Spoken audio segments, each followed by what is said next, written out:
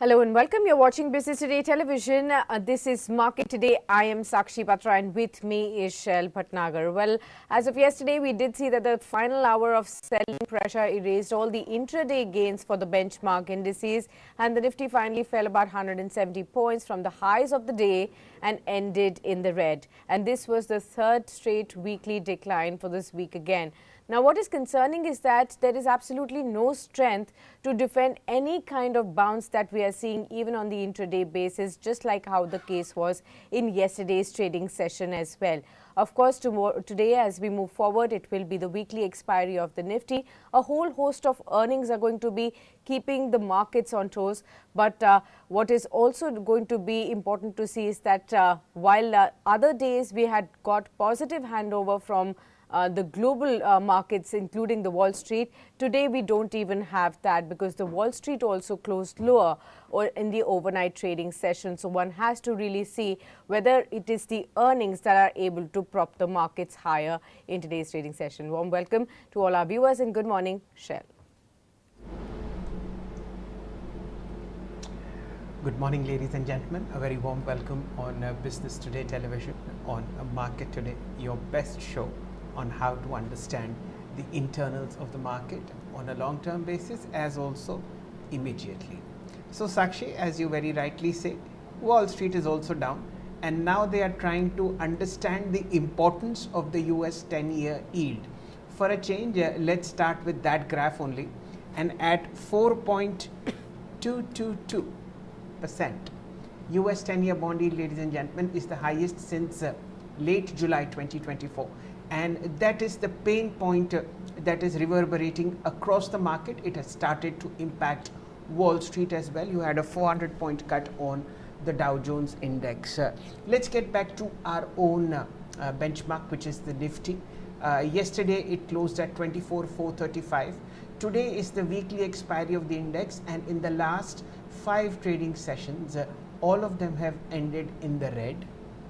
The index has shed 315 points, reaching to a low of mid-August 2024 and also below 200 DMA.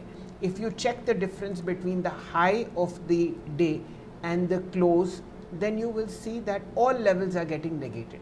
So you go up to 24,500, 24,600, it comes up with selling pressure, and then you see this fall that is happening. So the US 10-year yield is not impacting not only Wall Street now, but is reverberating across Asian markets, including India. Look at the dollar index, now up at about 104.39. That also is at a mid-August high. And a strong dollar essentially means that money across emerging markets, including India, will head back to US markets. And you see the net impact is that foreign fund selling is now accelerating over the last 3 trading sessions. Monday it was around 2,200 crores, Tuesday it was around 3,000 crores, Wednesday's number is above 5,600 crores. Of course, we may take heart that domestic institutions are buying more than foreign institutions, but the fact is that the impact on the selling of foreign institutions is on index heavyweights, and that is pulling the Nifty down. Now, is the worst behind us? Only time will tell. Today is the weekly expiry, therefore you will see a strong bout of short covering. But the negative in India at the moment since is the earnings, and none other than the big daddy, Hindustan Unilever, announced a dismal set of numbers as far as second quarter was concerned. Net profit fell 2% year on year to 2,595 crores. Sales rose just 2% to 15,926 crores. And Hindustan Unilever also uttered that phrase, rural slowdown. Ladies and gentlemen, it's the second FMCG company after Nestle to give this clarion call that all is not well in rural India, and that's visible in the numbers of Hindustan Unilever. Let us see how the stock reacts. I have put in a chart for Hindustan Unilever. You will see the stock resting on the purple line, which is already the 200-day DMA. So probably the impact of the numbers is already felt on the chart. but let us see how it goes on. It is not looking good as far as second quarter earnings are concerned for the broader sentiment. Apart from that, you have quiet trade on crude oil. Gold has also come off its record highs, but the sentiment, ladies and gentlemen, for equity remains bearish. 3 or 4 days of continuous sales, probably you will see some short covering on the Nifty today, but that again should be met with some kind of a selling pressure at 24,500, 24,550, where a lot of call writers are active. So the best strategy is to look at the SBI Nifty ETF in case you are interested in buying this dip, as also quality select mid-cap and small-cap equity funds. Apart from Hindustan Unilever's weak second quarter, it's a very earnings heavy day today as far as the Nifty and the F&O space are concerned. 3 from the Nifty are going to report, which is mid-sized private sector bank IndusInd, already at a 52-week low. ITC, which is the cigarette and the FMCG giant, is already trading much below its all-time high of 514 rupees. And of course, one of the most stable and outperforming stocks of 2024, thermal energy giant NTPC, will also report earnings. Apart from that, you have about 10 odd major F&O stocks also reporting earnings. Cement giant ACC, FMCG giant Colgate, electricity trader IEX, pharma company Laurus, Dixon Technologies and PNG. I'm looking very closely at Dixon Technologies numbers after the Sterling show at Amber Enterprises. Sakshi, how did the Wall Street close, and what are the FI numbers telling you? What's happening in the US market? Absolutely, Shail. So Wall Street closed lower on Wednesday as climbing treasury yields have pressured the mega cap stocks, and investors also grew less confident about the strong rate cuts that could follow from Federal Reserve. There were many corporate earnings that weighed. However, Tesla outperformed and gained on the back of numbers. So that was positive. But all across the board on Wall Street, we did see pressure on the downward side. Almost a % loss for both Dow Jones and S&P 500.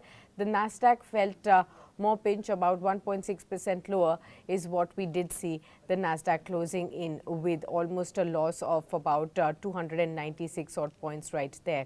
Now, following this, we've also seen that the Asian markets have traded lower in the early opening trade today, following what happened on the Wall Street, and as traders are now trimming the rate cut bets by US Fed. Australia's ASX was down by about 0.2%. We did see Japanese Nikkei was also down by 292%, 292 points, and therefore you did see some soft move early in the morning. It's now up by just 0.1%. Volatile trade right there. Kospi down by 0.2%. Hang Seng and China both are dragging about 0.7% each. The SSE China also down by about 0.7%. So Japanese stocks are definitely expected to move cautiously throughout the day as the country's general election is on the weekend. Remember, we will also see Japanese yen fall to its weakest level against the dollar in almost 3 months. That's reinforcing bets that the central bank could be intervening to support the currency right there. The good part is that GIFT Nifty is still indicative of a positive start of about 0.2% higher at 24,549. Let's see how that really translates into the opening for the Indian markets and therefore how it continues through the day. Overseas investors have remained net sellers for the 18th consecutive session on Wednesday. Domestic institutional investors, however, stayed buyers for 22nd session in a row. So FPIs, they offloaded about 5,685 odd crore rupees worth of stocks, while the DIIs, they bought stocks worth about 6,039 odd crore rupees. Now today again, around 100 companies will be declaring their Q2 earnings, including ITC, NTPC, Dixon Technologies, Adani Wilmar. Some of them have been also mentioned by Shail. Let's look at the key earnings that the markets will first react to. HUL, second quarter profit has dipped by 2.3% YOY. Although it's met analyst estimates, the revenues have improved by 1.9% here at 15,926 crores. EBITDA margin is down by 48 basis points at 23.8%. And when we look at the net profit, that was down by about 2.3% right here. Remember, HUL has also announced an interim dividend of 29 rupees per share. And the board has also approved the separation of the ice cream segment as it does not significantly contribute to the profitability. Dr. Lal Path Labs, look at that one too. Revenue here rose by 9.8% at 660 crores. EBITDA margin came in at 30.7% versus 29.6%. Profit improved by 18% at 130 crore rupees also for the company. AU Small Finance Bank came out with the numbers. On a YOY basis, NII was up 58% at 1974 crores. The profit also improved by 42% at 571 crores. And we've also seen that the gross NPA, however, inched a tad higher on a sequential basis to 1.98% versus 1.78%. Similar for the net NPA as well, 0.75% versus 0.63%. Piramal Enterprises consolidated YOY numbers show total income was up 7.7% at 2375 crores. We've seen the net profit come in at 163 crores. And apart from this, Mass Financial Services, remember this stock we were discussing in the afternoon trade yesterday. Here the net profit has come in higher by 27.6% at 76.6 crores, and the total income has risen by 23.8% at 367 odd crore rupees. Pidilite, again the Fevicol maker, has posted a double-digit jump in its second quarter net profit, aided by favorable input costs, but the revenue growth has stayed in the mid-single digits. Pidilite has announced a net profit of 540 crores, marking a 17.8% jump, and we've also seen that the company has reported improvement in the other metrics like EBITDA and revenues as well. Johnson Controls Hitachi Air Conditioning has also reported its Q2 consolidated YOY numbers. Revenue up by 41.4% at 396 crores. However, the EBITDA has reported a loss of 8 odd crore rupees versus a loss of 37 odd crore rupees. So an improvement on the loss figure, but loss nevertheless. Even on the net level, the loss has come in at 30 crores versus a loss of 56 crores. So the bottom line has improved for the better, even though it is still in the losses. Sona BLW Precision Forging, on a Q2 consolidated YOY basis, revenue has jumped 17% at 922 crores, and we've seen margins at 27.3%, tad lower than last year same quarter. Net profit has risen by 15.7% at 144 odd crore rupees. Apart from this, we've also seen a whole host of earnings come in from the IT pack, so we will keep an eye out on KPIT Tech, on Birlasoft as well, as to how things have progressed. There are several other names that you should look at from the news, stocks and news perspective. Escorts Kubota will be in focus. Sona BLW has inked a pact with the firm to acquire the railways equipment division, and the firm is set to acquire this division for 1600 crores. KEC International will be in focus. It's won an order worth 1142 crores across various businesses. Signature Global will be in focus. The company plans to sell its property in Haryana Infrastructure Development Corporation for about 25.5 crores. Lemon Tree, the company is inked a license agreement for a 60-room hotel in Aurangabad in Maharashtra. So that also will be in focus. There are several brokerage houses reports that we will be reiterating as we progress going forward. Share. Gentlemen, 8:46. We'll be shortly joined by Mr. Deven Choksey, Managing Director, DR Choksey Finserv Private Limited. A little later by Kush Godasara, and at 10 o'clock, the management of mid-sized IT giant Birlasoft will be with us, Mr. Anjan Guha. With that, ladies and gentlemen, let's look at the weekly change on the Nifty. Remember, this week was painful. The Nifty slipped below 100-day exponential moving average, and the very crucial 24,800 was given to the bears. So 315 points down on the Nifty. Look at the top winners on the index in the past 5 days. It's Bajaj Auto, which is up 4.3% after a very, very dismal con call, after which the management had to come back to the media to defend its stance and maybe make some corrective steps. It's the banks that have held on. HDFC Bank and Axis Bank are up 3.6 and 2.4% respectively in the past 5 trading sessions. Add to that the 1.4% gain on the ICICI Bank. HDFC Bank and ICICI Bank are the top index heavyweights as far as markets are concerned, and that's the reason that you see that the fall on the bank Nifty is much less when you compare it with the Nifty. If you look at the bank Nifty performance over the last 5 sessions, it's a minor fall of 0.3% versus a 1.4% decline on the Nifty. Which are the losers which have caused this pain on the index as far as the Nifty is concerned? It's fairly simple. Tata Consumer, disastrous numbers.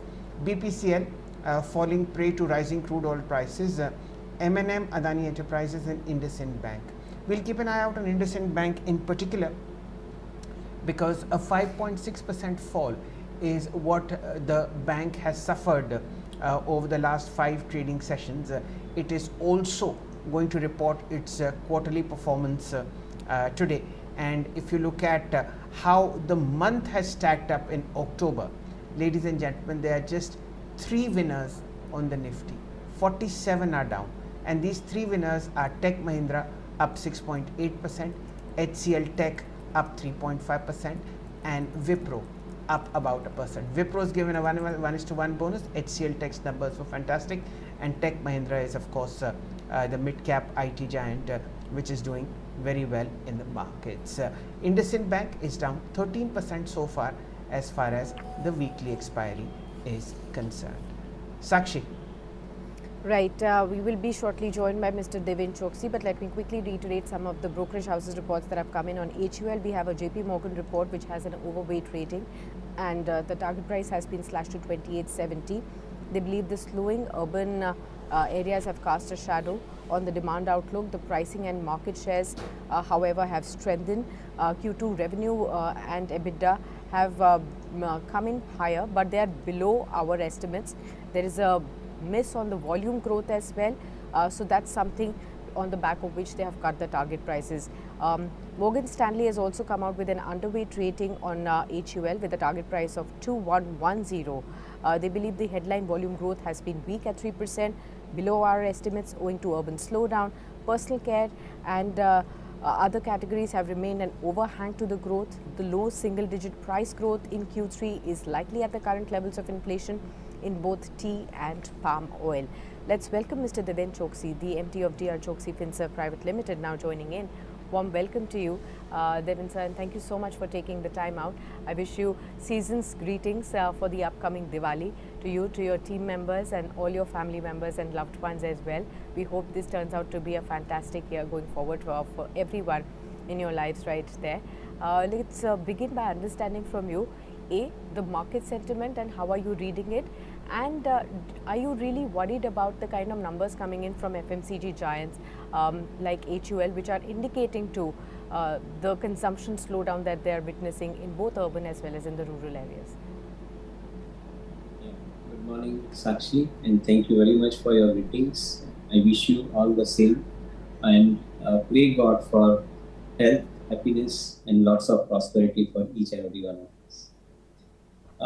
Well, I believe that the FMCG business which have come up, the reporting of the numbers have come up, I think has an influence of relatively slow offtake in the rural markets in particular. I'm not completely surprised though, because of 2 reasons. One, inflationary pressure has been taking away larger part of the wallet into the spending of the rural masses. And that's where probably I think the FMCGs have suffered to an extent. Maybe if inflationary pressure is coming under control, which we believe will, then probably I think we are going to see relatively better second half compared to the second quarter of the financial year. So from a perspective of remaining the outlook, I think from the perspective of looking at the outlook for the full year, we believe that the third and the fourth quarter would definitely be better compared to the second quarter, which one has seen. And that is going to be true for most of the industries. This time around, due to election, I think entire season also got shifted by a quarter or so, including the spending of the government in different projects that also got shifted, and that is basically reflected into the second quarter's performance of many companies, which may be one-off. I think third, fourth quarter, as we listen to the commentary of the companies, we believe that I think most of the companies are upbeat about the prospects for third and fourth quarter, including the dispatches that they have seen in the early part of the festive season in October. I think the commentaries are coming up very, very robust. So I think one can remain optimistic about the outlook in the third and the fourth quarter going forward. Right. Namaste, Deven Bhai, and festive greetings to everybody at home and everyone at DR Choksey Finserv. we hope the next 3 months are better off than the previous 3 months that we have seen. Uh, I think the US markets are now sort of waking up to the fact that the US presidential race is heading towards maybe Mr. Trump. That means more tariffs, that means manufacturing shifting back to America. What does it mean for Indian equities, this rising US 10-year bond yield now 3.5 months high, dollar index is at strength, our foreign friends have sold 1 lakh crores worth of equities, and it is still only 24th of October. US elections are there till November 5th. How do you see the Nifty at current levels? What do you think should be a safe level to start coming back into the market? Yes, Shail. Good morning and wish you happy Diwali to you as well as everyone in the family as well. In my understanding, I think the current sell-off which is happening is also due to a shift, I think, which is taking place into other emerging markets like China, and also the fact that the commentary coming up from China is relatively more stronger than before, which means that the economy is wanting to come back in course of time. Should that be the situation, the beaten down valuations in China could possibly attract money at least for some period. That is given. At the same time, India stock prices in the stock market, the stock prices have actually scaled up to 26, 27 earning, if I may say so, in some of the companies' cases. It deserves to be corrected. Maybe price correction, it may be time correction, if you have talked about in past as well. Deserves to be corrected if the market wants to remain healthy. I think some part of the expensive valuations must get corrected. Having said that, I think the frontline stocks are not so expensive, but they are, I think, facing the brunt at this point of time because they are the ones who can provide the liquidity to the global investors when they want to exit, and that's where I think the likes of Reliance, likes of NBFC Bank, some of the heavyweights are facing the pressure in the market, and because of which I think the index is facing the pressure. I don't think that I think fundamentals have changed. On the contrary, listening to various commentaries in this quarter, though most of the corporates have attributed the second quarter as a one-off and a weak kind of quarter, everyone is squarely saying that third and the fourth quarter is going to be a bounce back. It's going to be, I think, demand revival. It's going to be the better times going forward for consumption as well. So all in all, put together, we remain cautiously optimistic. We do not want to chase highly valued stocks, richly valued stocks. We would like to stay with some of the good names where we get an opportunity to in this corrective market at a lower price and keep building the portfolio further. That's what the strategy which we have been adopting.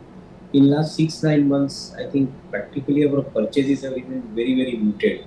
We have not gone out of the list. We stayed within the portfolio, model portfolio list.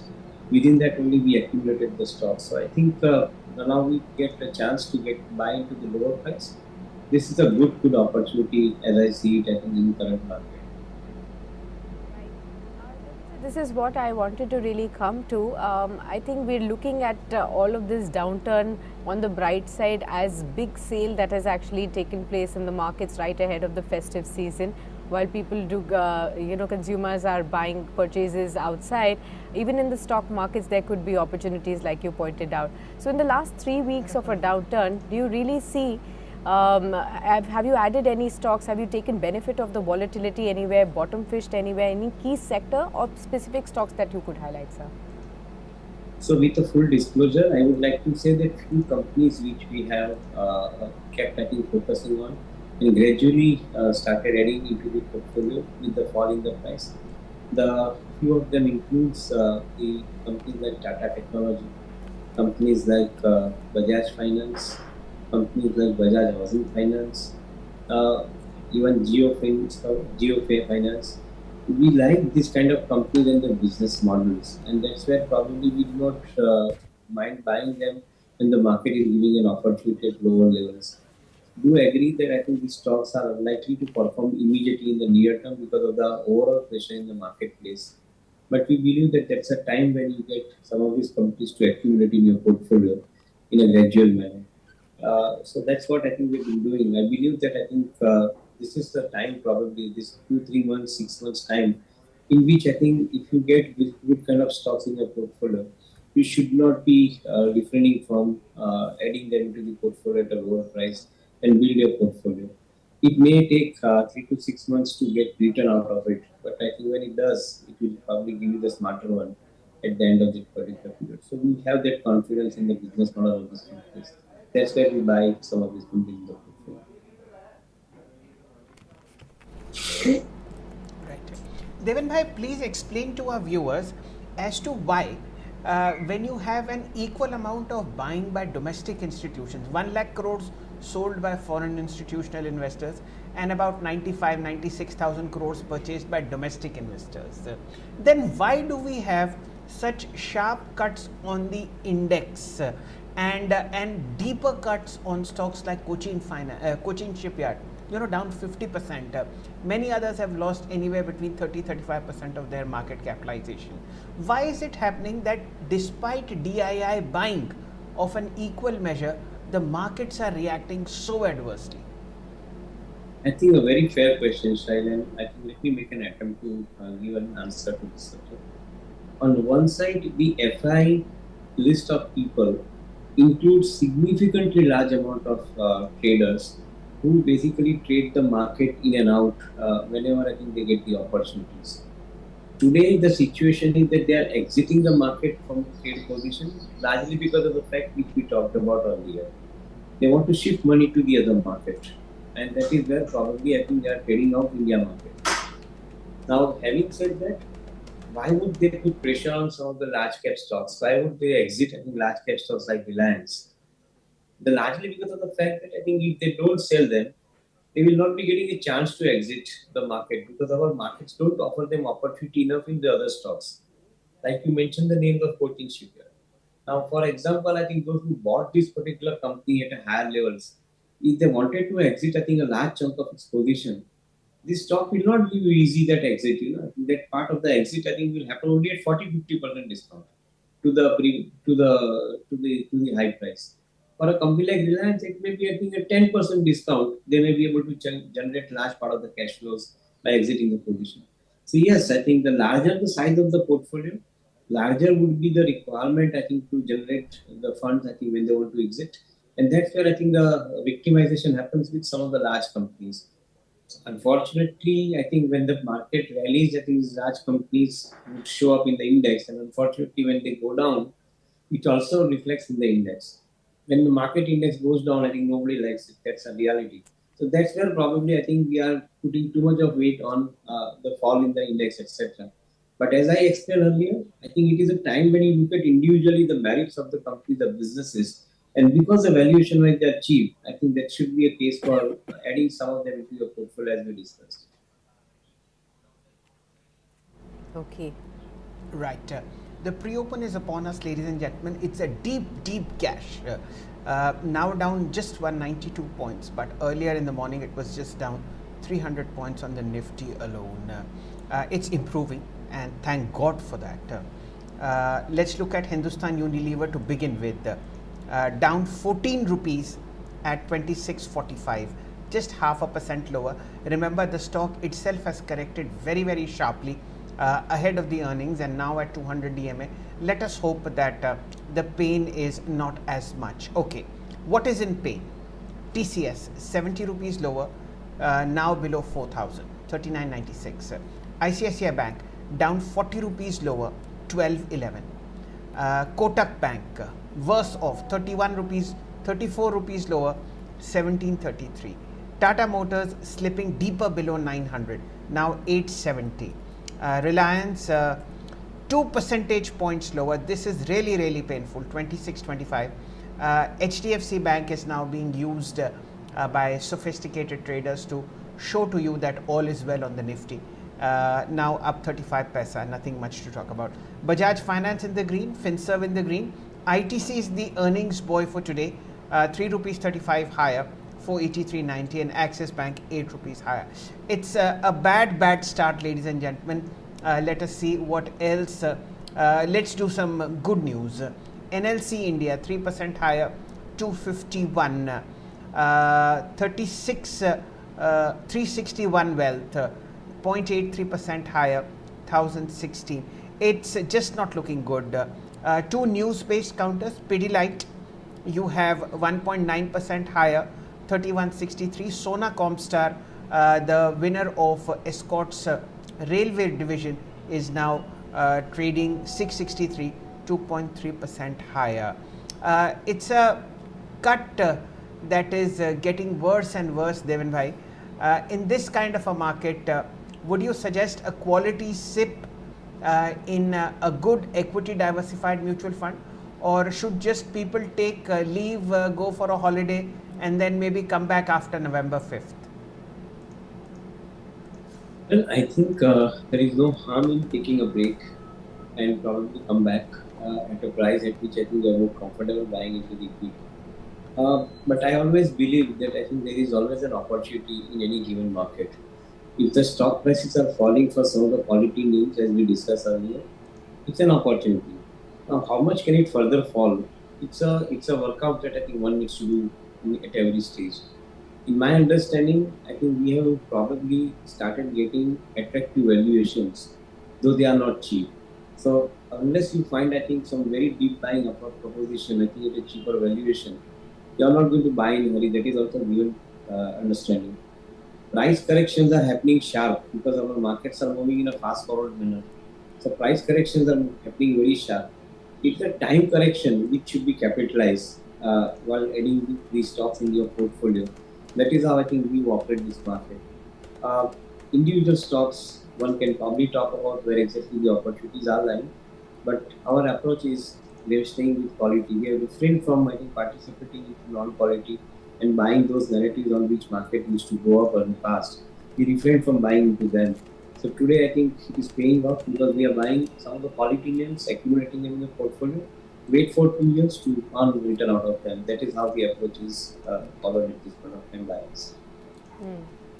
Okay, Deven sir, also help us understand your view on the entire IT pack. Now, we have discussed this space with you earlier on also. Would you continue to stick with the large caps, or do you think with the better off results coming in from the likes of Coforge, persistent emphasis, the money will start flowing even to the mid caps yet again? So our liking has been within the engineering R&D, IT companies, I think, following that particular path. We have been liking their approach towards different user verticals like in auto, say for example electric vehicles, say for example storage mechanisms, say for example autonomous driving. We've been liking, I think, those kind of niche plays offered by Tata Elxsi, Tata Technology kind of companies.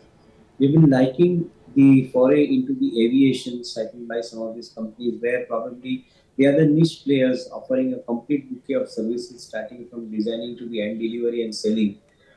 We like those companies where probably they play a meaningful role. Uh, we find that I think companies who are also playing active role in providing the solutions to the healthcare segment, be it through use of AI or through I think development of niche applications. I believe that I think those companies exist in the mid-tier space where their customers are solidly focusing on their ability to deliver to them over the next 3 to 5 years. So we like such kind of companies which are offering the kind of a visibility as well. Maybe everything is priced in today, it is not available cheap. If I think the market starts giving correction and if it is available cheap, then it is case for further building the portfolio which we currently hold at this moment.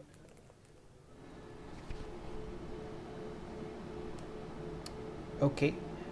907, ladies and gentlemen, the rates are slowly settling. The Nifty now just down 23 points, but I have very little faith on the long side because one, a deep gash happened early morning, which essentially is how bears check the strength of the market. And from then on, we've just closed 22 lower. But let's see how the first hour pans out. Remember, it's the weekly expiry of the Nifty today. For all those who feel the fall is more than enough, remember we've fallen 350 points this week, and overall the decline is now 1850 points from the peak. Then we will have short covering.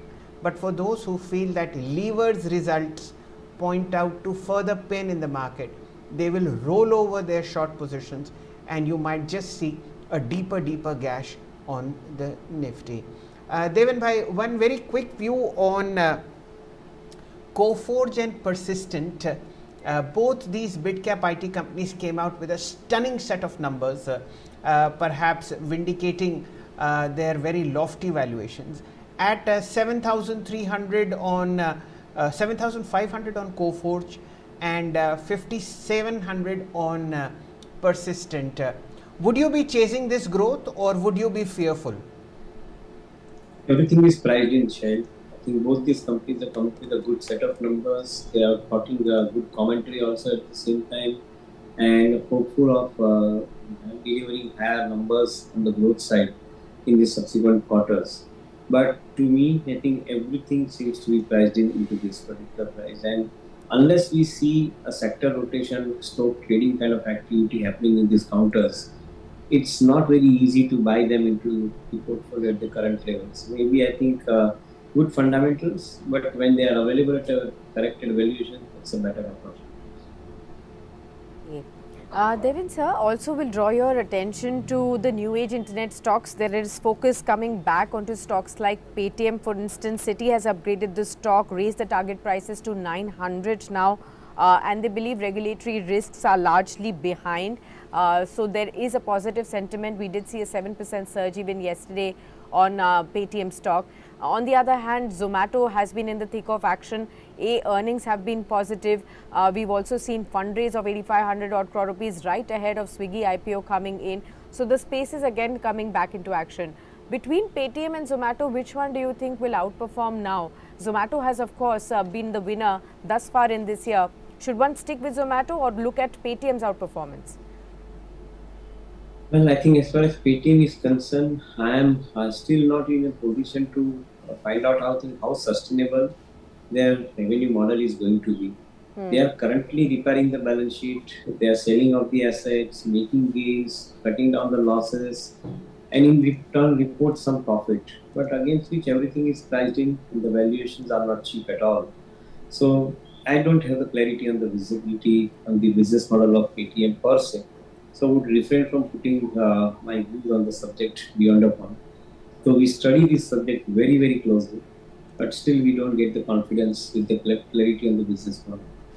The Zomato looks, I think, relatively more safer, more better, because number of orders that they are executing and the fees that they are charging, that gives you the confidence that in each of the four verticals in which they are operating, they will have relatively better numbers to talk about going forward. However, once again, the same caveat, the prices are already reflecting everything. Currently, the valuation is reached, in my viewpoint, at 2,50,000 crore odd market capitalization with around 1,500 crore plus kind of a profit that they make. Even if they make 100% growth in the profit for next 2 years, still I think everything seems to be priced in at this particular valuation. So, would not like to chase any of them at this point of time, though we study this businesses very, very closely. Deven bhai, how do you see this listing of Hyundai and its impact on the entire listed auto space? What would be a good entry point according to you as far as this newly minted company is concerned? 1870 yesterday. I think a good company for sure, and I think they have a lot to offer on the premiumization segment of the passenger vehicle. I believe that I think they would remain a formidable player in this particular space next to Maruti. However, I think the domestic players are posing significantly large amount of challenge. The portfolio of Tatas and the portfolio of Mahindras, unbelievable. I think the kind of quality of products, I think the cars that they have been bringing out, certainly I think among the Asian brands, they are all having a challenge to beat this kind of a proposition. So in my viewpoint, I will not be very enthused to buy anything expensive at this point of time. Do we like the underlying story about the premiumization in the business, etc.? But there is no case for buying something expensive. I would still prefer that I think when the market gives a reasonably good correction, if not the price correction, if it gives time correction, I think that will be a good time to consider companies like Hyundai in the portfolio. I guess they missed out the opportunity of creating wealth for themselves by going all out for OFS.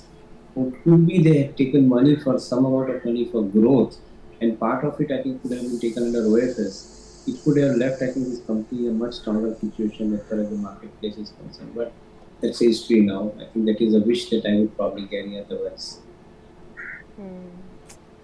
Okay. Deven sir, help us understand how should one view the entire PSU space, which has actually been consolidating the most, seeing the worst of the fall out of the entire markets.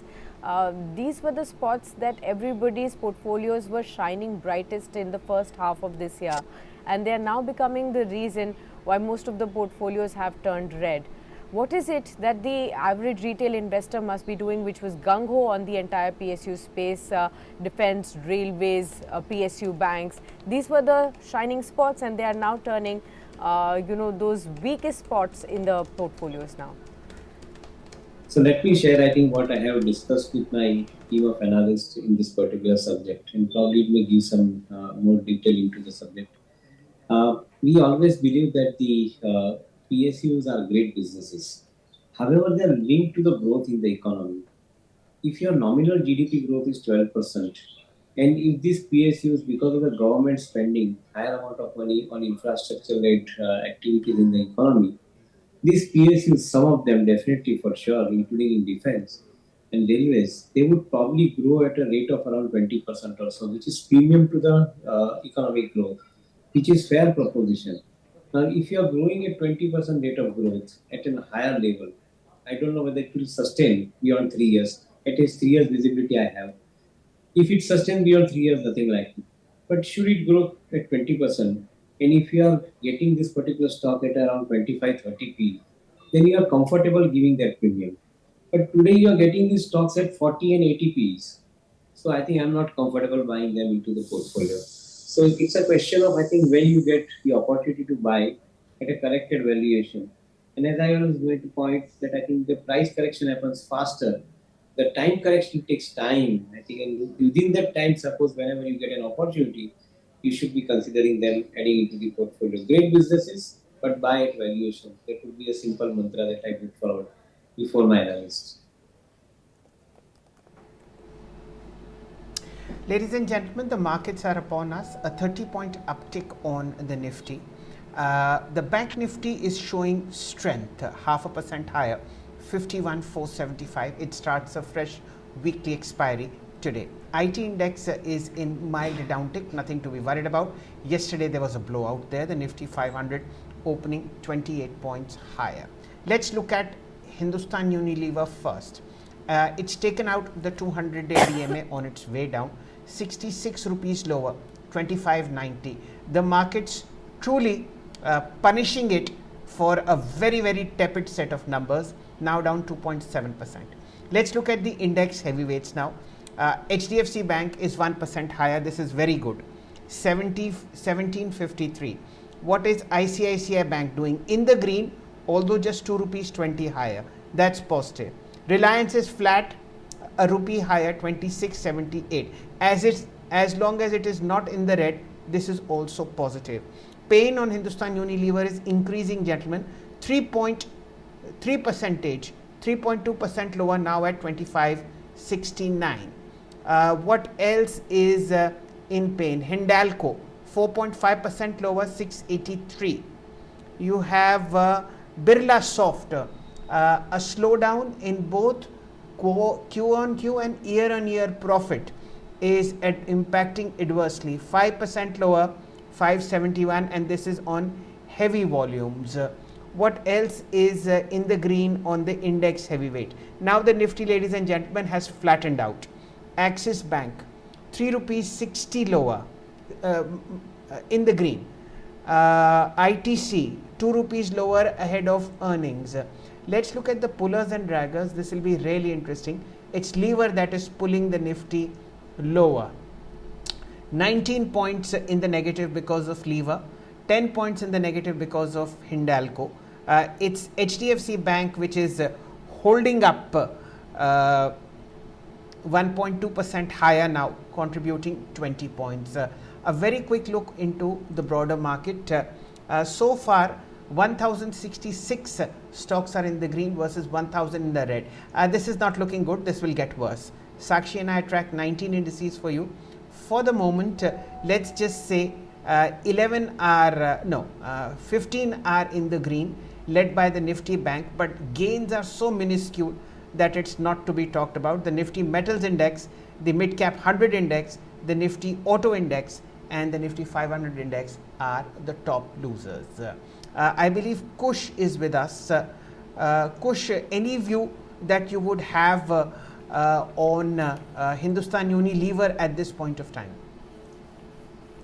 And I wish happy Diwali in advance to all our viewers and business today team. Definitely, I feel FMCG is not looking good as of now. We may see some more profit booking.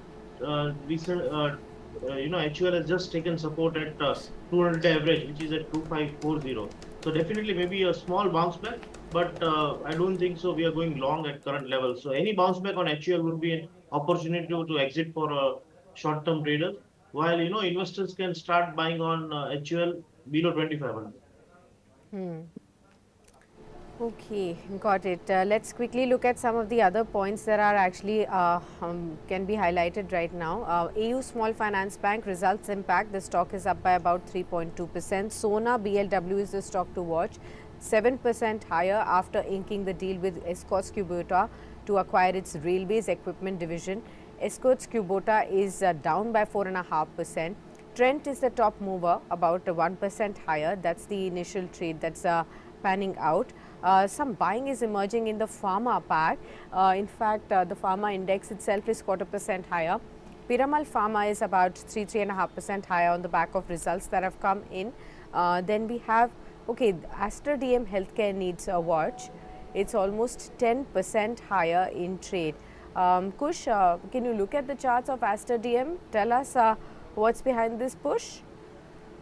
Definitely, I think volumes have been great in first few minutes, and if you look at the 200 average, which is at 401, stock has been consolidating around that level, making strong base since the month of August. So I believe this breakout is a 5 months breakout after a month of May. First time we have seen stock trading over 440. So definitely it's a good breakout. A short-term trader can take a position with strict stop loss at 421, which is a 10-day average. We may see some gap up filling on the upside to 470.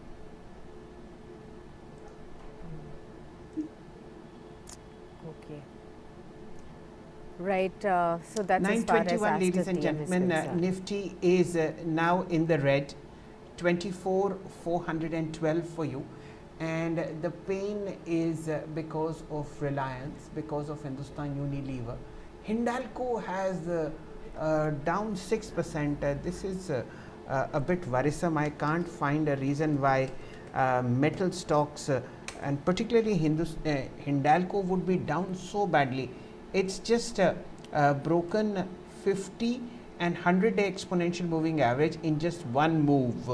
Now at its lowest for a month. These are the prices we saw on September 13th. Obviously beyond 7%, why would you want to short it, because the swing will not work in your favor any longer. Let's look at maybe Sona Comstar. This is something to be highlighted. A very strong breakout today, 8.5% higher, very heavy volumes. The company's acquired the railway division of Escorts Kubota for 1600 rupees. Remember, just 2 weeks ago they had a huge block deal in which they raised funds, and now this auto ancillary has crossed 700 rupees. What else is in the green? Godrej Properties and Naveen Fluorine up 3.5% and 4.4% respectively. Sakshi, what are you watching? Let's also look at a whole host of these rice stocks as well. KRBL, LT Foods, Chamanlal Setia, Kohinoor Foods, to see if there is any kind of a reaction. 2.5% uptick for KRBL. Chamanlal Setia is up 1.5%. The reason I'm looking at them is that there are news reports coming in from wires and several news agencies that government has lifted the curbs on rice exports. It's removed floor price on non-basmati grain, and government has removed the floor price for non-basmati rice shipments, and the minimum export price also has been removed of $490 per ton on the overseas shipments on the non-basmati white rice as well. That could be keeping some of these stocks in focus as well. So just we'll keep an eye out on all of these stocks right there. But the good part is most of the sectors are moving up. Real estate is the space that you should be watching out for. That's the top moving sectoral index right now. Let's look at the top winners. Godrej Properties, I think 4% higher in trade, and that's the one that is leading the gains. Oberoi Realty, Raymond, Prestige Estates, these are the kind of stocks that are actually buzzing. DLF, Brigade, even Mahindra Life Spaces, these are the stocks that are actually in the thick of action. Let's get in Kush right here. Kush, how are you looking at some of these real estate names? Godrej Properties Q2 has definitely encouraged the numbers, and the stock price has jumped on the five-fold jump in profit to 335 crores, 3.8% higher. Would you look at the real estate space promisingly? Definitely, I think Godrej property has been consolidating since quite a long time. On the upside, maybe 3200 is a resistance, while on the downside, 3050 is a resistance support. So I believe fresh entry won't be recommended until we break the range. So let's wait for a bit more confirmation. If we break above 3200, definitely we'll go long for a fresh rally to 4000. So I would suggest to wait. Of course, I'm not negative on the counter, but I would wait for some more momentum to chip in on the volume side.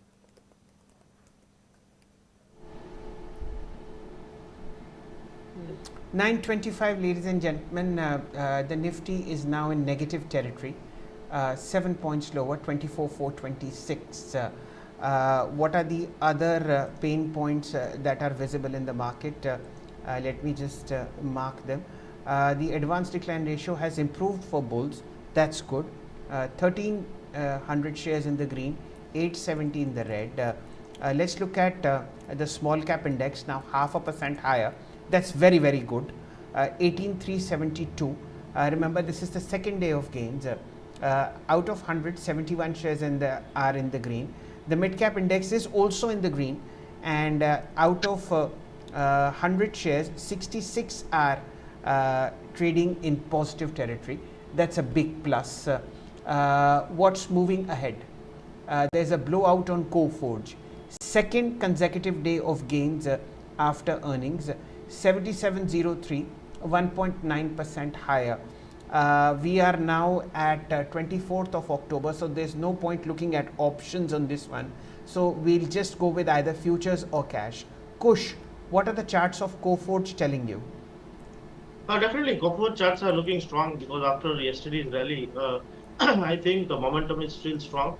On the upside, maybe we may play for the target of 8,200, while stop loss can be on the downside at 7,300. We have a wide range of stop loss and target because Coforge is a high beta stock and it is a volatility. Therefore, it is only recommended for risky traders to chip in for this strategy. Okay.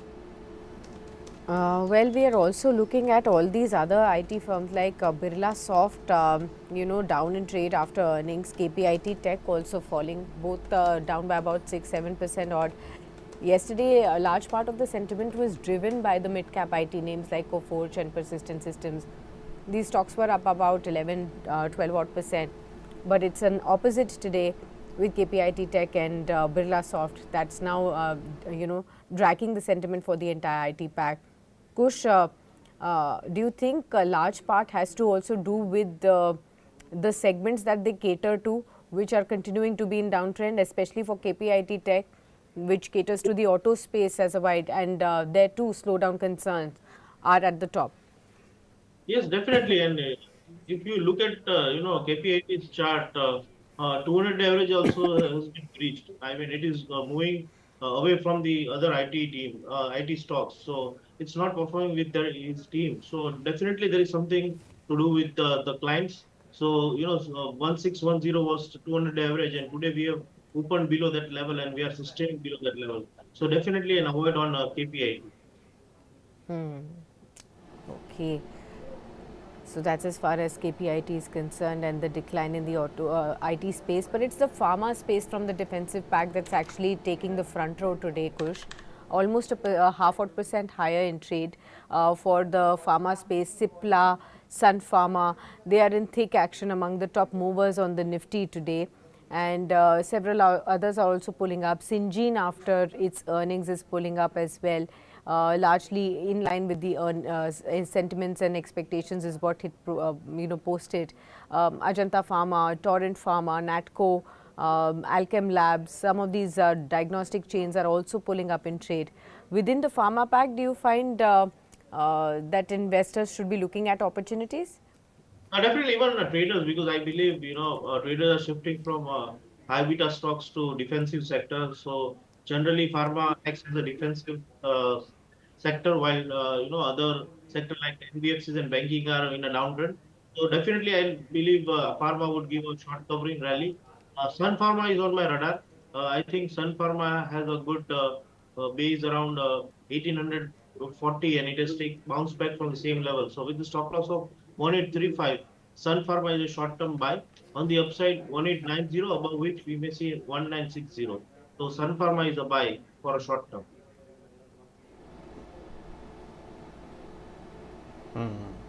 Almost 9:30, the first 15 minutes candle is in place. What is it paying? Well, it's lever, and it's also climbing up the volume chart. What you see is 2532, now down almost 5%, and 338 crores has been traded. What is doing very well? Sona Comstar. It's now breached 700, so that's something to be looking forward to. In terms of other gains, you have what names would I want to take on air? Maybe Care rating 8.7% higher. This is again the capital market segment of the market that is doing very well, and at 8% uptick, I would believe this is a record high. No, we are very far away from record high, but it's definitely a nice strong weekly breakout. Let me just look at the monthly charts. Yes, okay. This is the price that you last saw in October of 2018. 1285 on Care ratings. Kush, this is not a stock that we normally talk about, but what are the charts telling you? Definitely, I think the charts are looking good at current levels. Definitely, we have seen a good downside in last 5 days, but opening gap up has given a good rally. So definitely today's low, which is even the open price, can be your stop loss for a new trade. Approximately around 1260 can be your stop loss. On the upside, I believe if this rally sustains for today, we may touch 1400 levels in short term. Okay, let's look at the top mover in the F&O space, and that's Naveen Fluorine, 5% higher in trade. It's further pulling up in trade. Kush, how are you looking at the charts of Naveen Fluorine? Would you be a buyer at these current levels, and would you participate in the bounce? Definitely not at current levels, because the Navin Fluorine has given a good breakout before 2 days. Definitely today morning it was at 200 average, so that was a good entry point. So wait for some intraday correction. Around 3440 is a good entry point. Stop loss then can be at 3400. On the upside, if someone has already bought in the morning, can hold it for a target of 3700 in a short term. So definitely it's a good chart, but for fresh entry, wait for some intraday correction. Today corrections right there. Okay, we will definitely keep an eye out on those stocks. Yes, sir. Banks, Sakshi, the first day seems to be working pretty well for the banks. Almost you have 150 points uptick on the Nifty bank, and let's look at what's prompting it. Okay, it's only and only HDFC Bank, 1.3% higher. That's how it is. And let's just see the advanced decline. So in the banking sector, okay, it's just HDFC Bank, ladies and gentlemen, because of the 12 banking stocks in the bank Nifty, Axis, IndusInd, ICICI are in the red, and it's only HDFC Bank that's pulling it up. Overall FNO advanced decline is 110 versus 73, so that's positive for the bulls. And if I might add, there is a very, very interesting development that's happening on Birlasoft. We've hit a low of 560 in trade, and the counter is recovering sharply, 584. We'll just get Kush to comment on Birlasoft. This is a disappointment as far as earnings are concerned, but the dip seems to be getting purchased into. What is your view, Kush, on an intraday basis for Birlasoft? Definitely, we have recovered from the day's low, but I believe 593, which is the 10-day average, is acting as strong resistance. Maybe above 593, we can go long on Birlasoft. So wait for closing. If we close above 593, then it will be a good buy. Okay, got it. So that's the view that's coming in on the IT space right there. What else can we pull up for Kush to really look at? Kush, any view as far as the NBFC space is also concerned? These spaces have been in the thick of action, and housing finance companies, gold finance companies have been actually doing well. Anything that comes up fresh on your radar too within the NBFC pack? Definitely, Muthoot Finance is on my radar for the short trade. If we break, 1940 in future, so currently it's trading at 1950. So if we trade below 1940 on Muthoot Finance, which is a good support, we may see some sell-off there with the stop loss of 1960 then. On the downside, I believe we may touch 1880 by tomorrow. So Muthoot is on my radar, but a conditional sell below 1940. Okay, got it. So that's the view that's coming in. Remember, viewers, it's now the Realty, Pharma, Financial Services, Nifty Bank, which has private banks also pulling up now, and the small caps. Those are the spaces that are in the green. Rest of the pockets have slipped. FMCG is the top loser. Of course, this is largely to do with HUL disappointment, 1.6% lower. Metals have lost their sheen, 1.4% lower. Consumer durables, autos still continue to reel under pressure. Infra, oil and gas, mid caps and IT have also slipped into the red right now. On the Nifty, it's a 0.25% loss, 24,373 right now on the Nifty. Just about 10-12 stocks which are in the green, which includes HDFC Bank, HDFC Life now pulling up. Insurance basket for you, Kush, anything that looks attractive here? HDFC Life has now moved to the top spot on the Nifty. Does it widen to the entire basket of trend? Definitely, for a long term, I do like HDFC Life, but as of now, I won't go long on much of the trades because as we talk, even Bank Nifty is slipping into red. So definitely, I am a bit cautious for a short term trades. But if you're a long term investor, HDFC Life should be on radar.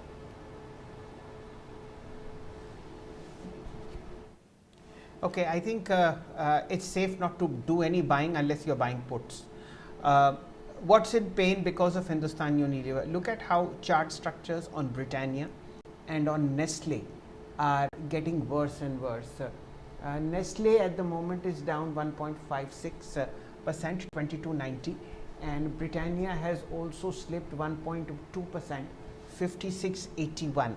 Remember, ladies and gentlemen, it was Nestle that started this scare that the middle class in India is actually shrinking, and that's the reason why they are unable to sell more Kit Kat, more coffee, and similarly more Maggi. So 2771 is the most recent high on Nestle, and for the moment you are at 2290. So that's a 500-point cut on a stock like Nestle, divided by 2771. It's an 18 percentage point cut. Look at Britannia. So if it is a 20% cut from the top, you are in a bear market. That is what I am trying to tell you, ladies and gentlemen. Let's look at Britannia. The most recent high was 64.53 and we are at 56.88. Britannia is not below 200-day DMA like Nestle and Hindustan Unilever. So there is still some hope there. But the pain, ladies and gentlemen, is very, very strongly visible on select FMCG counters. Look at Pidilite. This is also an earnings show, although numbers were better. But look at how Pidilite has come up with 3179, 2.88% higher. It's best, ladies and gentlemen, to either look at a good equity or diversified fund if you are suffering from this problem of buying everything someday. Otherwise, just relax and chill. Let this pain go out of the system till November 5th. Probably you will get better prices. Now the Nifty is down 62 points, 24,373. Sakshi. Absolutely, Shail. So definitely the pain is escalating. 24,365 right now. It's a 70 point of a cut on the Nifty, and we'll see how it progresses from here on. The gains have also been shrinking. The pharma index as the top mover is only 0.2% higher in trade. Realty is 0.1% higher.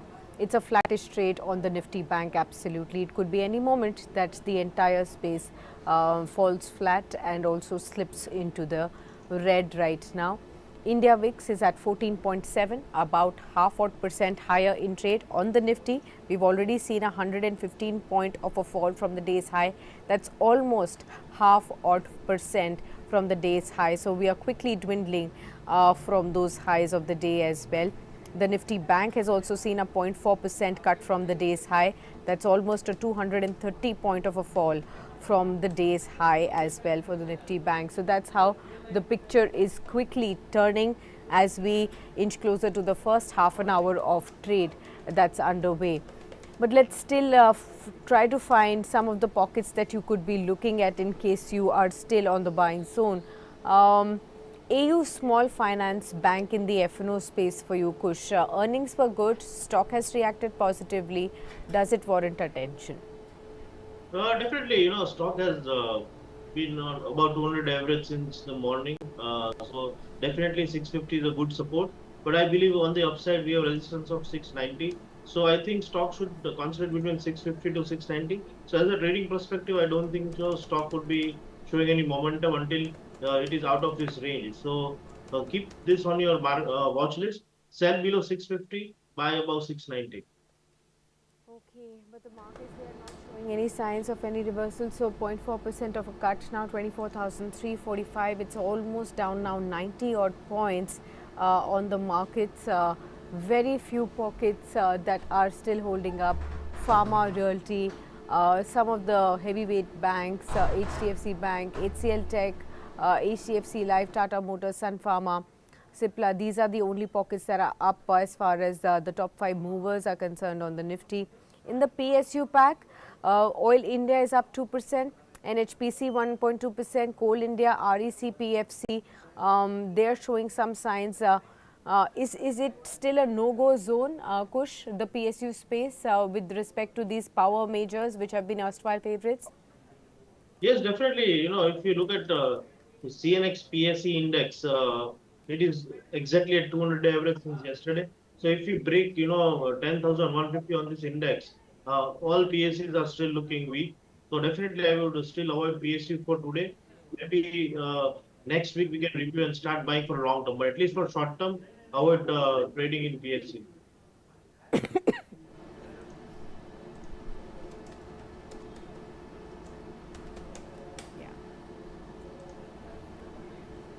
943, ladies and gentlemen. It's not looking good. Escorts. Ideally, this counter should have gone up because it's received 1600 crore rupees to sell off its railway division. But look at how the market is looking at it. When you sell an asset whose demand probably in the macro space is much more, we've seen how the government is increasing spending on the railways dramatically, then it is the buyer that is benefiting. So Sona Comstar 701 in this negative market up 8.8%, and of course Escorts slipping a bit. What's gaining strength from an intraday low is ladies and gentlemen, Birlasoft. The low for the day on Birlasoft was 556. We are already at 586, 87. So that's a 31%, 31 rupee uptick, which is roughly 5.5%. Although counter is still down. Railtel 4.5% higher. After a 5-day fall, the counter is showing signs of strength as a swing trade. What is also in the green is cement counter, Dalmia Bharat 1792, 1.8% higher, and of course in the green is also Nuvuco Cement. No, this is down 1.7% higher, 334. This is also a mid-sized cement company, therefore a target for two larger players, although it itself was an acquisitive purchase by the Nirma group. So that, ladies and gentlemen, is how the markets are. In the first half an hour of trade, the Nifty has made a lower low, 24,360 for you, 75 points lower. Nifty Bank has encountered selling pressure at higher levels, as also has the IT index. So the first half an hour of trade is with the bears. Let's look at the advanced decline again. That will give you an idea about what the broader markets are thinking. Okay, that's what I was trying to say. Just 690 shares in the green versus 1575 in the red. Remember, just 10 minutes ago, the greens were ahead of the red. Now the market sentiment has turned for the worse. Out of 19 indices that Sakshi and I track, 11 started in the green. Now there are only 4 in the green and 15 in the red, led by FMCG index down 1.8%, led by the metals index down 1.1%, and the culprits are Hindustan Unilever. Now the losses are increasing, minus 5.4%, and Hindalco minus 5.3%. Sakshi. Right, okay. So let's see the saving grace pockets now. Cement space is still looking up. Grasim is now moving to the top spot, 1.2% higher. Ultratech Cement is pulled up a percent higher in space. Kush, cement space, does it throw any attractive names? No, definitely. Ultratech had given a good sell-off, but 200-day average is being acting as a strong support, which is around at 10,650. Definitely, we'll wait for a day. If it sustains above 11,000, definitely we'll go long on Ultratech, but not today. Okay. We are now down at 24,361. Kush, you were the one who actually were talking about shorting of the targets on the index. Could you reiterate for our viewers what is the target that you're expecting? And, if you could share what else do you expect now on the expiry day? Definitely, first target was at 24,400, which has already been achieved. Now the next target is at 23,800. So definitely people should watch out for that level.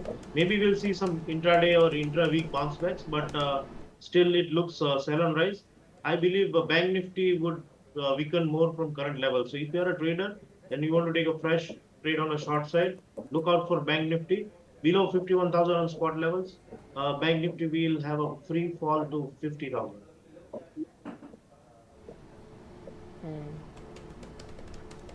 Okay. 9:48, ladies and gentlemen. Let's look at the pain points. For a change, let's look at new lows, because that is what the market is telling us. Fresh 52-week lows. Well, Nestle 1.5% down. IndusInd Bank ahead of its earnings, 1% lower. 52-week, fresh 52-week low, 1263.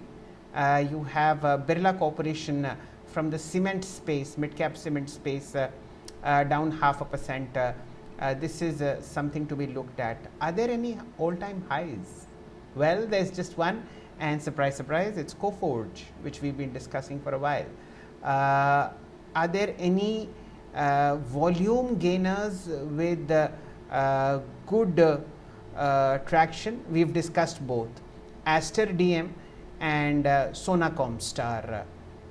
What is slipping with pain? Oh, it's Escorts, 9 percentage points lower, 33.55. See how markets punish some transactions. People should be happy that Escorts is getting 1600 crores on its balance sheet as cash, but obviously markets in their wisdom think that doing away with the railway division is not the best of strategy. Pharma is good. PPL Pharma, this is Piramal Pharma Limited, 5.9% higher, 231. Syngene post earnings 3.9% higher, 869. NLC India 1.8% higher, 247. Godrej Properties 2.4% higher with good volumes. This is it, ladies and gentlemen. That is how markets are very, very skittish, very, very volatile, because the mother market, which is the US, is now showing signs of pain from its record high. You will have a much worse reaction on Indian markets. At 24,361, ladies and gentlemen, let's check the low on the Nifty. One moment, please. We were already at mid-August lows before market started, and this is okay, the lowest since 14th August. So we are still there.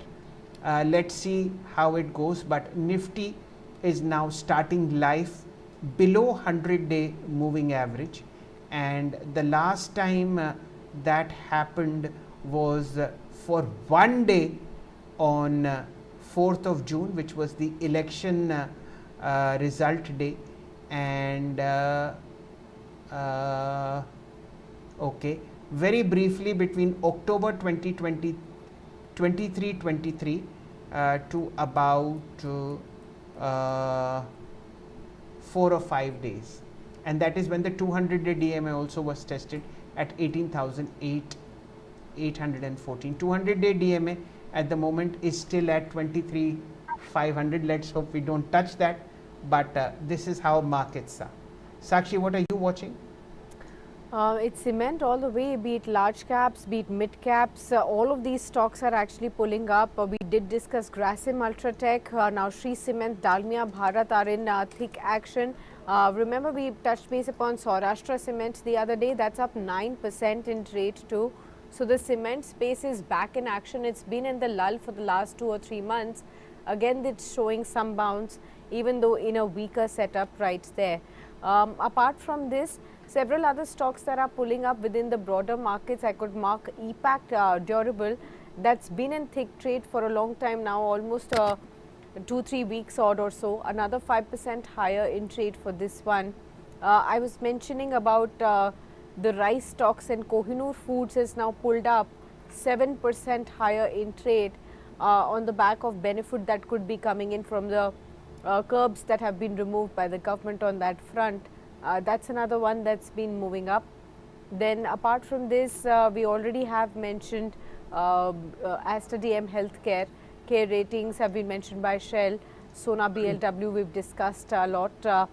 Piramal Pharma has been discussed too. Some textile names have been actually moving up. Soma Textiles has been moving up. Then you also have Siaram Silk that's moving up as well. Kitex Garments is moving up. Is there a trend that one can spot in the textile space at all, Kush? Definitely, as of now, they are looking good. But maybe Still, I am not convinced with the rally. KPR Okay. Mills is on radar for long-term investment. Mm-hmm. KPR, I believe, has a good potential for long-term. So Uh-huh. KPR can be on radar. It's around 200 average. 840 can be your stop loss for the long term. On the upside, 1600 is my target. Okay, got it. Within the F&O space, PNB is bucking up the trend in the PSU banking space, 2.6% higher. Anything to look at here, Kush? Definitely, interestingly, PNB is looking good in the last few minutes. We'll just wait and watch, but still, there is some pressure from the day's high. So wait and watch before going long. Wait and watch before going long in the PSU banking space right there. Let's again look at some of the other pockets that are moving up. I think Tata Group stocks, some of them are pulling up. Tata Motors half odd percent higher. You have Titan that's up half odd percent as well. Trent is moving up for sure. So these are some of the stocks that are pulling up from the Tata Group too. On Trent, do you think after the recent downward trend again the stock is ready for another leg up, and these pockets should be looked at as an accumulation zone, Kush? No, definitely trend is looking good for long term, but I think technically we will see some good correction because we have seen a dream rally on the stock. So not at current levels, but definitely around 6,500. If we see some profit booking, we'll go long on the stock or buy for the long term. So avoid for near term, but look at the stock around 6,400.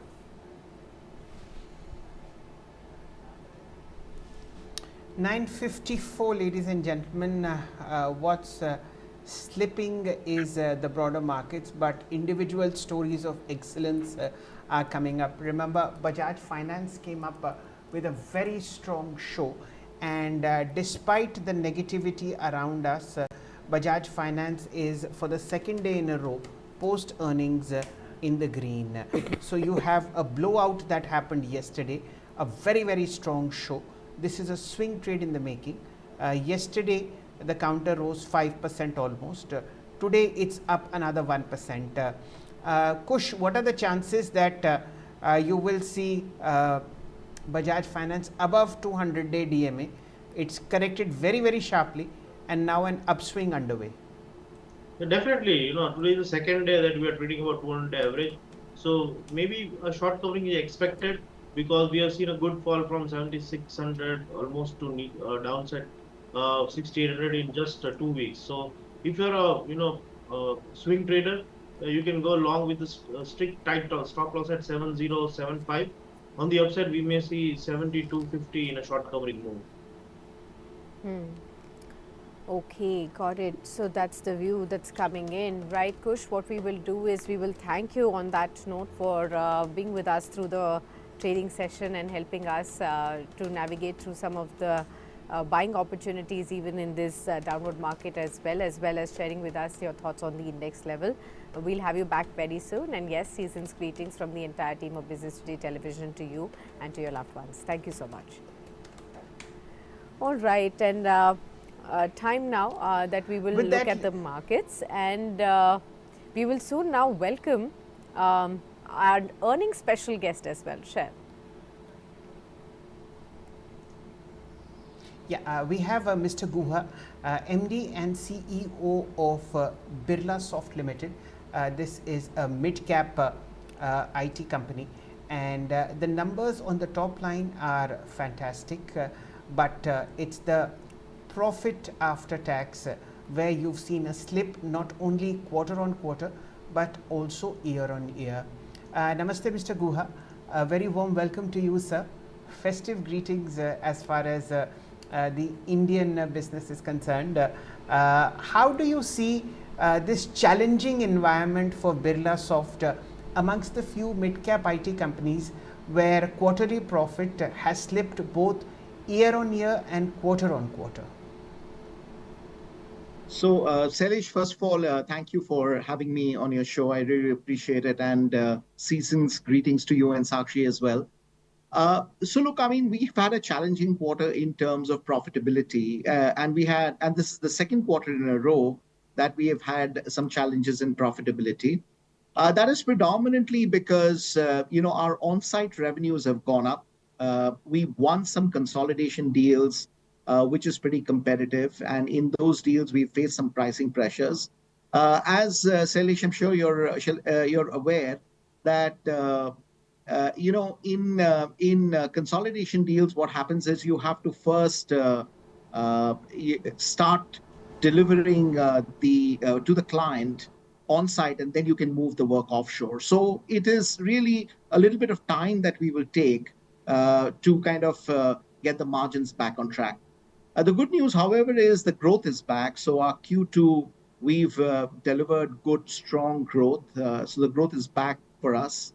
Q3 is a seasonally weak quarter. So barring Q3, I think we will continue to drive growth. So that is a big positive for us. It'll take us about 3 or 4 quarters to get the margin back in shape, but we are committed to do that as a management team, and we have various levers that we are working on to get the margin back to where it was earlier. Very good morning to you, Mr. Guha, and thank you so much for extending those festive greetings. We all wish you, your team and your loved ones a fantastic upcoming Diwali and the season at large and the year to follow too.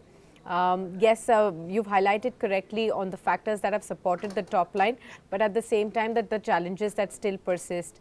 Of course, like you highlighted, Q3 is going to be another seasonally weak quarter. Will it risk the momentum that you have built up on the top line? So, Sakshi, our endeavor will be to continue to grow. But, since the quarter is a weak quarter, it's a smaller quarter, I can't really tell you how much amount of growth will happen. Our job will be to continue to execute in the quarter, which we will do. But at least we hope to continue the momentum. But if you were to take Q3 out, I definitely think we will deliver strong growth in Q4 from a revenue standpoint. And are you looking at the demand environment, which is slowly and gradually showing you some green signs of improvement? Or is it just the same how we were talking about in Q1? So I think the demand environment is more of the same. It is not getting better, but it's not getting worse either. And we have the elections in the US, and for a company of our size and the kind of clients that we serve, where almost 87-88% of our business is based in the US. So election is an important aspect that we have to go through. So right now, I think it's a wait and watch. And once the election gets done, typically we've seen from the past election seasons as well that it takes a couple of quarters for the demand to rebound. So hopefully, demand will come back. Right now, it is pretty much even Stevens. It's not getting worse, but it's not getting better as well. So, okay, Mr. Guha, what are your clients telling you as far as utilization of artificial intelligence is concerned? We are given to believe in India that this is a giant killer, and the theme that we've seen over the last 3 decades, where for the lack of a better word, you do body shopping. First you win contracts on site, and then you bring them offshore to India and make a higher margin. Artificial intelligence is supposed to put that growth to halt, or much worse, kill it. What are your thoughts on this, and how do you think is Birlasoft navigating this challenge? I believe AI and generative AI, or general AI to begin with, I think has a huge potential, right? That clearly will disrupt a lot of work at the lower end of the spectrum. But I believe that, companies like ourselves have a once in a lifetime opportunity to navigate this and generate a new stream of, a new revenue stream, if you will, which probably was not there earlier, all right? So, from a Birlasoft perspective, we have created our own, AI platform. It's called Cogito. We are using the platform to disrupt our own business. Now, as we talked about, our margins have not been very good. So apart from everything that we will do with our customers, we will also drive efficiencies within our own company. And we are using AI to do it. So in many ways, AI gives us an opportunity to help our customers not only save cost, but also differentiate for their customers. So it works on both sides of the spectrum, the revenue as well as on the cost side of the spectrum. So I'm supremely confident that over time the Indian IT industry will actually generate much more revenue than it's generating today through AI. Obviously, it's going to take some time because AI initially showed a lot of promise. Now it's slowed down a little bit, but it is here to stay. It's not going anywhere. I mean, at Birlasoft itself, we are at this point in time working with at least 28 clients where we are doing work with them either on the cost or the revenue side, and we are using AI technologies to deliver outcomes to them. Mr. Guha, I remember you've been articulating. Let's shift to the other part of the market, which is the top 10 clients as far as revenue contribution is concerned. What are these top 10 clients telling you? Have they given more work because we see a rise in revenue, or have other clients or newer clients come up with higher sales?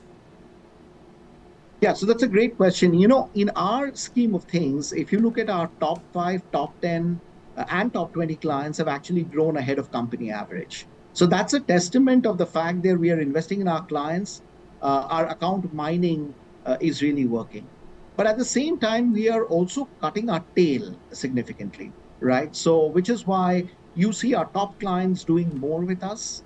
At the same time, the clients which do not give much revenue or do not have too much potential, or quite frankly are not profitable for us, we are kind of exiting out of those clients. So our top 10, top 20 clients are pretty strong. I think we are winning market share in those clients. But equally, I will also admit that, look, I mean, for us, the entire idea would be to work with the top spenders, which we don't do today.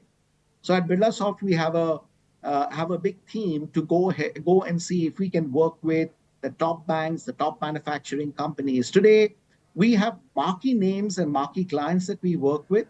But equally, so much of our revenue comes in from the mid-tier manufacturing companies or financial institutions, if you will.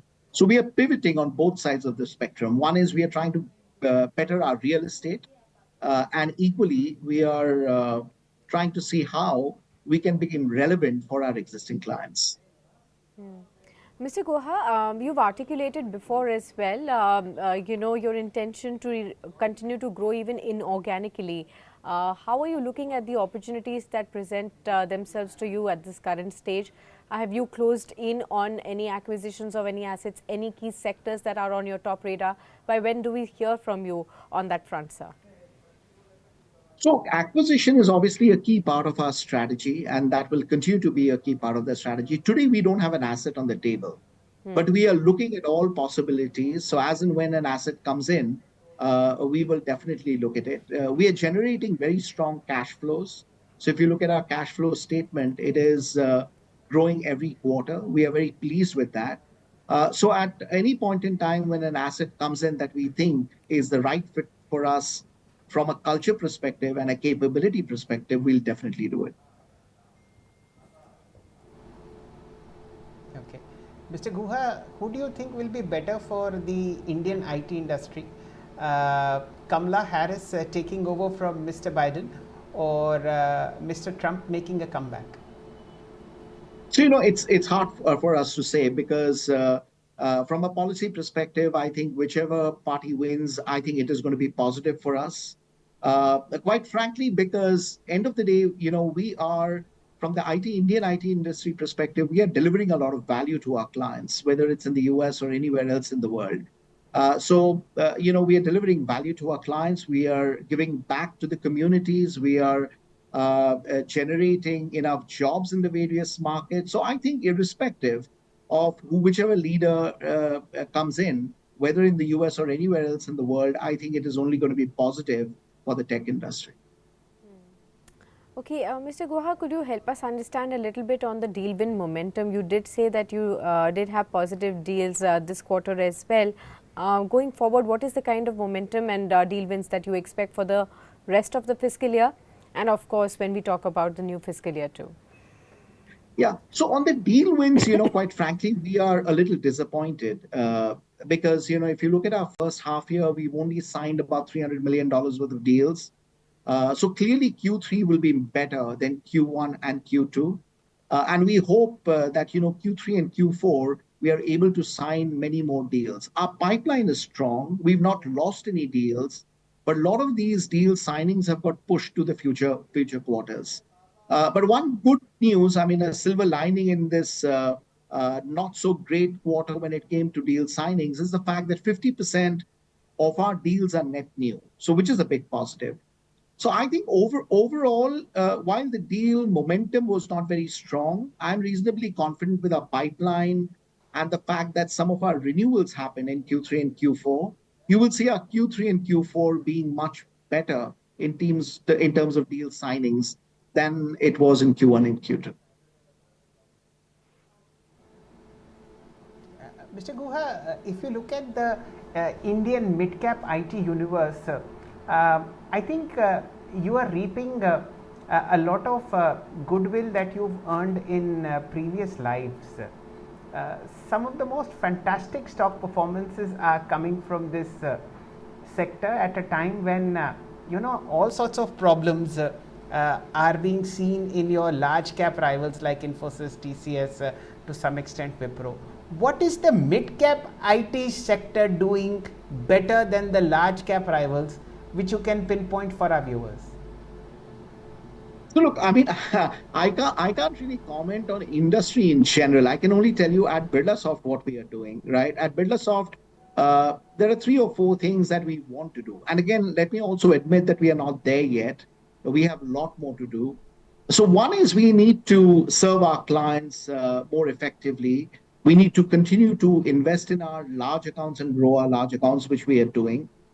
We are cutting our tail very, very aggressively. Second. Third is we are very nimble. And again, I'm not saying the large companies don't do it. Of course, the large companies have been doing it for ages. But I'm saying this is a time when the mid-tier IT companies are also coming to the party. So, we are very nimble. I think we are able to serve our clients in very niche areas. And I think all in all, our clients are seeing value in working with the mid-tier IT companies as well. So from an overall standpoint, I'm feeling very good that the mid-tier IT companies will continue to do very, very well as we go forward. I personally am very positive about this industry, and within this industry, the mid-cap space. You did talk about your margins a little while earlier, sir. What levers would you have to continue to push margins higher from here on? Would you have a visibility for FY25 margins that you're targeting, and also beyond it, do you see them improving? Yeah, so clearly the margins have to improve. I think, like I said a little earlier, Q3 we will be bottoming out on margins. Q3 we are going to give wage hikes as well, and because of the wage hikes, we will most likely see about 150 basis points impact on the margins. But of course, we will try and recover some of it, or at least our endeavor will be to recover most of it, but at least some of it in Q3 itself. But Q4 onwards, you will see our margin improving quarter on quarter and every quarter going forward. So look, we are very confident. The levers that we are working on are, of course, the offshore mix. As you would have seen from our results this time, our on-site revenue mix has gone up. So there is an opportunity to go back and improve our offshore mix. That's a big opportunity. Opportunity to also, cut the tail, which obviously improves profitability, because then we can utilize those resources in more profitable business. So that's another lever that we are going to work on. Finally, rate hikes from our clients, the clients that we've been serving for many, many years, where we understand them very well. Our ability to go to them and work out better rates from them is another lever. And finally, of course, the subcontractor reduction. That's another big lever that we are working on. So I think all of these levers will play out as we go into the next 2, 3, 4 quarters, and you will see the margin improvement clearly coming in Q4 onwards. Right. Mr. Guha, our last question to you, sir. What are the risk factors that you think are staring in the face of mid-cap IT sector, and anything at all that keeps you awake at night? So clearly our revenue mix, again, I can't really talk about the mid-cap IT sector per se, but I can tell you what keeps me up at night from a Birlasoft standpoint, right? So clearly the top 20 accounts contribute to about 65% of our business. We want to obviously expand that. Now, it's a good testament that our large accounts trust us and our account mining strategy is working. But we also want to expand that to, let's say, 40, 50 very strong accounts, right? So that is one thing that we need to continue to do. We need to continue to, work with the larger players, right? So the big banks, the big, tech companies, the big manufacturing companies, the big auto companies, we don't work with them. So we want to work with them, and that's another thing that I am fiercely committed to make happen. And third, of course, is talent. How do you attract and retain talent? Attract the best talent and retain them over time. I think these are the three big things that come to my mind. And the last, of course, what you talked about, right? How AI will disrupt our business and how can we be ahead of the curve on that one.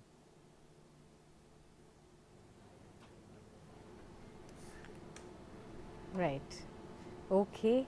Well, we will thank you on that note, Mr. Guha, for being with us on this very special edition to share with us all the insights from your quarterly earnings. I wish you all the best for the upcoming quarters and brighter quarters ahead. Here's wishing you and your team members and your family members, loved ones, bright and sparkling Diwali. And we hope we see you very soon around the corner after the festivities as well. Many thanks for being with us, sir. Thank you. Thank you very much. All right, viewers, we'll wrap it up at that. Good note to end the morning session at. We are now back into the green. About a 10-point uptick can be seen. So some sigh of relief returning on the street. 24,450 right now on the Nifty. PSU banks have pulled up in trade 0.9% higher. Remember, we were talking about Punjab National Bank. Several others have pulled up. You have the Nifty Bank that's now up by 0.8%. It's a sharp recovery, and 51,660 can be seen on this one. It's the banks, financial services that are definitely leading this recovery. Pharma, small caps, realty, consumer durables remain the other pockets that are in thick trade. Top movers on the Nifty are Grasim, Coal India, HDFC Bank, Bajaj Finance and Ultratech Cement. On the other hand, the top drags include stocks like HUL, which is now down 5.6%. Hindalco, SBI Life, Nestle, Bharti Airtel, Bajaj Auto are the other stocks that are down over 1%. It's the PSU index that's also come back sharply. It's up by 1%, led by NHPC, Oil India, RECPFC. These are the stocks that are pulling up. But we'll get you all the market move and news throughout the course of the day. Stay tuned. It's an action-packed day. A lot for you to watch on Business Today Television today.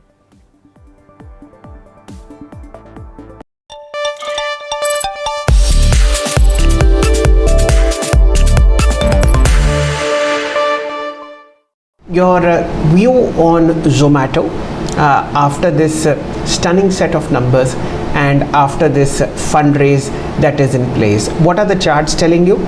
All-time high of about 300 rupees and a very nice target raised by CLSA. What is your view on Zomato?